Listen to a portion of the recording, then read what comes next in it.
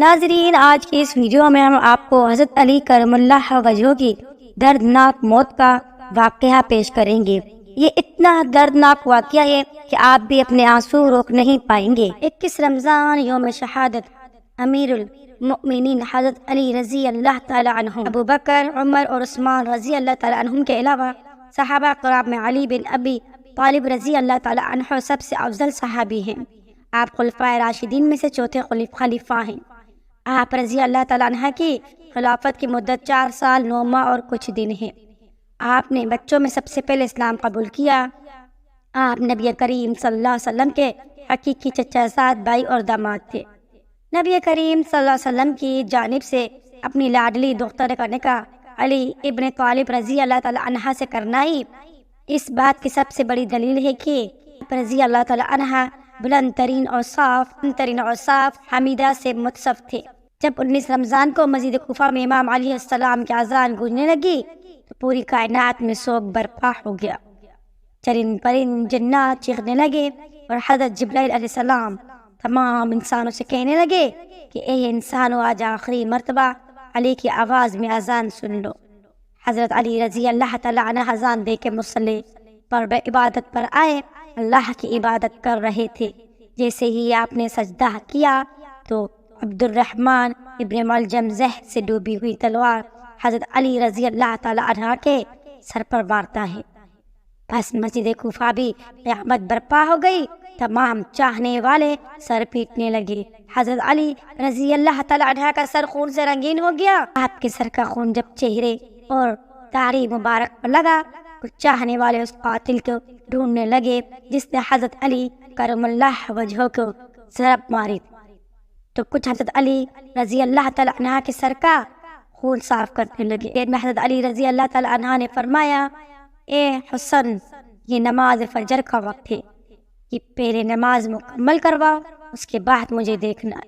امام حسن علیہ السلام نے نماز پڑھائی اور مسجد میں تمام موجود لوگوں نے، مسلمانوں نے نماز پڑھی۔ جیسے ہی نماز ختم ہوئی تو عبد الرحمن ابن ملجم، جس نے حضرت علی رضی اللہ تعالی عنہ کے سر پر مار کیا تھا، اس کو پکڑ کے امام کی خدمت میں لایا گیا اور کچھ چاہنے والے شہید کا شربت بنا کر پاس لے کے آئے، جسے حضرت علی رضی اللہ تعالی عنہ نے اپنے قاتل کے چہرے پہ خوف دیکھا تو آپ نے چاہنے والوں سے فرمانے لگے کہ اس شربت کی مجھے نہیں بلکہ میرے قاتل کو زیادہ ضرورت ہے، یہ شربت اسے پلا دو، اور دیکھو اس نے مجھے ایک وار کیا ہے، اس پہ بھی ایک ہی وار کر رہا، اور اگر یہ زندہ بچ جائے تو اسے آزاد کر دینا۔ دیکھو اگر اس وار سے مر جائے تو اس کے جسم کے اعضاء نہ کاٹنا، کیونکہ میں نے اللہ کے رسول صلی اللہ علیہ وآلہ وسلم سے سنا ہے کہ اللہ کے نزدیک سب سے بدتر انسان وہ ہے جو مرے ہوئے انسان کے جسم کے حصے کاٹتا ہے۔ آپ یہ فرمانے لگے اور تمام چاہنے والے آپ کے عدل و انصاف کو دیکھ کر رونے لگے۔ پھر آپ فرماتے ہیں، حسن، حسین، عباس، چلو مجھے اپنے گھر لے چلو۔ آپ اپنے بیٹوں کے سہارے جیسے ہی گھر کے قریب پہنچتے ہیں تو فرماتے ہیں، عباس، سب چاہنے والوں کو کہو کہ واپس اپنے گھر چلے جائیں۔ تو کسی نے عرض کیا، یا امیر المؤمنین، یہ سب آپ کے چاہنے والے ہیں، اس حالت میں آپ کو کیسے چھوڑ کر چلے جائیں؟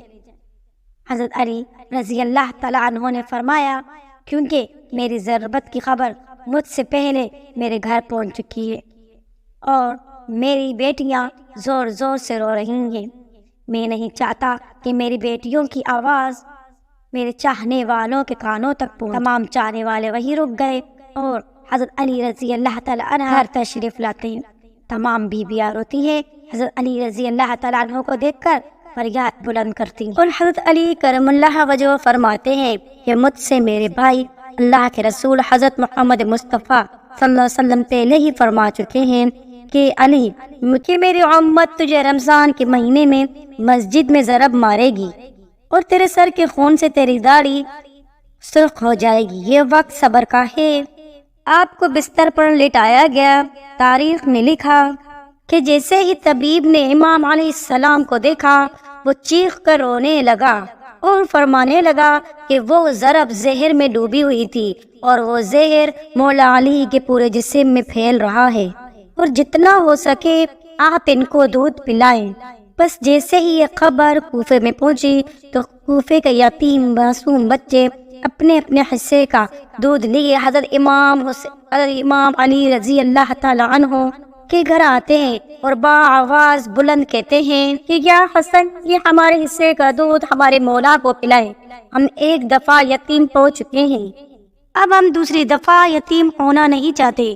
امام علیہ السلام بستر شہادت پہ بھی مسلسل اللہ کا ذکر کرتے رہے، اور بس جیسے ہی 19 رمضان کا دن ختم ہوا، 20 رمضان کی رات آئی تو آپ فرمانے لگے کہ اب میرے حجرے میں کوئی نہ آئے، کیونکہ پوری دنیا کے جنات اور فرشتے میرے حجرے میں مجھ سے ملنے آ رہے ہیں۔ اور پھر جیسے ہی 20 رمضان کا سورج طلوع ہوا تو آپ حسن سے فرمانے لگے کہ ہے حسن، جاؤ میرے تمام چاہنے والوں سے کہہ دو کہ اپنے امام کا آخری دیدار کر دے۔ آپ کے عقیدت مند جیسے ہی قطار بنا کر آپ کی زیارت کے لیے گھر میں داخل ہوئے تو دیکھا کہ زہر پھیلنے کی وجہ سے آپ کے چہرے مبارک کا رنگ پورا زرد ہو چکا ہے۔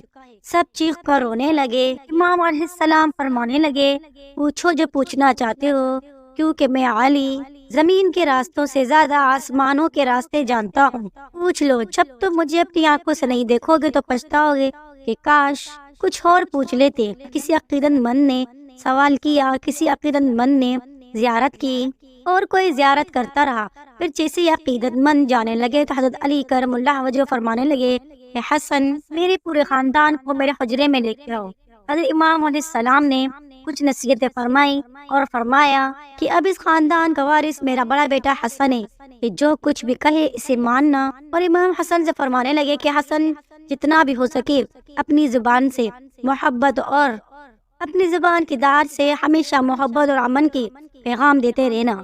اپنے نانا کے صلح حدیبیہ کو یاد رکھنا، اور ہمیشہ یاد رکھنا کہ مسلمان کا دشمن نہ بنے، اور تقوی سے دور نہ رہنا، اور اگر دنیا تمہارے قریب آئے بھی تب بھی اس سے دل نہ لگانا۔ دنیا میں چیز نہ ملنے پر کبھی بھی افسوس نہ کرنا، اور ہمیشہ حق بات کہنا، مظلوم کی مدد کرتے رہنا۔ حسن حسین، جہاں تک ہو سکے میرے اس پیغام کو ہر ایک تک پہنچانا کہ اپنا کام ذمہ داری سے کرتے رہے اور اپنے درمیان تعلقات کو اچھا بنائے رکھے، کیونکہ میں نے تمہارے نانا حضرت محمد صلی اللہ علیہ وسلم سے سنا ہے کہ لوگوں کے بیچ میں صلح کروانا ہزاروں سالوں کے روزہ نماز سے بہتر ہے، اور یتیموں کے بارے میں ہمیشہ ڈرتے رہنا کہ کبھی بھی وہ بھوکا نہ رہے، اور پڑوس کے بارے میں اور پڑوسیوں کا ہمیشہ خیال رکھنا، کیونکہ اللہ کے رسول ہمیشہ پڑوسیوں کے بارے میں بار بار اتنی نصیحت کرتے ہیں کہ لوگ سمجھنے لگتے اللہ کے محبوب ان کو ہمارا وارث بھی بنانے والے ہیں۔ اور قرآن کو سمجھ لیں اور اس کو سمجھنے میں دیر نہ کرنا، ایسا نہ ہو کہ دوسرے قرآن کو سمجھ کر تم پر حکومت کرنے لگے۔ نماز کے بارے میں ہمیشہ اللہ سے ڈرتے رہنا، کیونکہ وہ تمہارے دین کا ستون ہے۔ اللہ کے گھر کی حفاظت کرنا، کیونکہ وہ تمہاری پہچان ہے۔ اللہ سے ڈرتے رہو۔ اپنی جان، مال اور زبان کے بارے میں نہ کسی کا مال غصب کرو، نہ ہی کسی کو ہاتھوں اور زبان سے تکلیف دو۔ ایک دوسرے کی مدد کرتے رہنا، اور خبردار تمام مسلمان ایک دوسرے سے ہمیشہ جڑے رہنا، ورنہ تم پر وہ لوگ مسلط ہو جائیں گے، تب بھی تم فریاد کرو گے، تمہاری کوئی سننے والا نہیں ہوگا۔ سارے عبد المطلب کی بیٹوں کو خبردار کر دو، اگر اس ضرب سے میری شہادت ہو جائے تو میرے قاتل کو بھی صرف ایک ہی ضرب مارنا، اگر وہ بچ جائے تو اسے آزاد کر دینا، اور اگر وہ مر جائے تو اس کے جسم کی بے حرمتی نہ کرنا۔ حسن، میرے جنازے میں کسی کو شریک نہ کرنا، پیچھے سے حسن حسین تم اٹھانا اور آگے سے جبرائیل اور میکائیل اٹھائیں گے، اور اس کو پھر اس ایک اونٹنی پر رکھ دینا، جہاں اونٹنی رکے گی وہاں میری قبر بنی ہوگی، اور میرے قبر کا کسی انسان کو نہ بتانا، کیونکہ اللہ کے دین کے دشمن یہ چاہیں گے کہ میری قبر کھود کر میرے جسم کی بے حرمتی کریں۔ اور پھر حضرت عباس کو دیکھ کر فرمانے لگے کہ اے عباس، تم کو میں نے کربلا کے لیے مانگا ہے، آج سے حسین تمہارا آقا ہے اور ان کے غلام بن کر رہنا۔ پھر حضرت امام حسین کو دیکھا اور رو کر فرمانے لگے کہ اے حسین، تیری شہادت کی خبر تیرے نانا نے تیرے پیدا ہوتے ہی سنا دی تھی، تجھے بھوکا پیاسا کر کے کربلا کے میدان میں شہید کیا جائے گا۔ تیرے بچوں کو کاٹھیوں کو بے دردی سے مارا جائے گا۔ حسین تیری شہادت کے بعد میری بیٹیوں کو، تیری بہنوں کو رسیوں میں قید کر کے اسی کوفہ میں شام میں پھرایا جائے گا۔ حسین اللہ کے دین کے لیے صبر کرنا، اور جب وقت آخر آئے تو اپنی بہنوں اور اپنی بیٹیوں سے نصیحت کرنا کہ اسلام کے لیے صبر کرتے رہیں اور قدم قدم پر یہ گواہی دیتے رہیں کہ اللہ کے سوا کوئی عبادت کے قابل نہیں، اور ان کے نانا حضرت محمد مصطفیٰ صلی اللہ علیہ وسلم اللہ کے رسول اور آخری پیغمبر ہیں۔ بس اتنا کہہ کر آپ فرمانے لگے کہ سلام یا رسول اللہ۔ سب چیخ کر رونے لگے اور کہنے لگے کہ اے میرے مولا، کہ اے ہمارے مولا، کہ ہمارے درمیان اللہ کے رسول موجود ہیں۔ اور پھر حضرت علی نے مسکرا کر فرمایا کہ ہاں، اللہ کے رسول اور تمہاری ماں حضرت فاطمہ سلام اللہ علیہ مجھے لینے آئے ہیں۔ بس پھر پورا گھر زار و قطار رونے لگا، اور پھر امام علیہ السلام نے اپنی آنکھیں بند کر لی۔ آپ کی وصیت کے مطابق، آپ کی وصیت پر عمل کرتے ہوئے آپ کے جنازے میں کسی کو بھی شریک نہ کیا گیا۔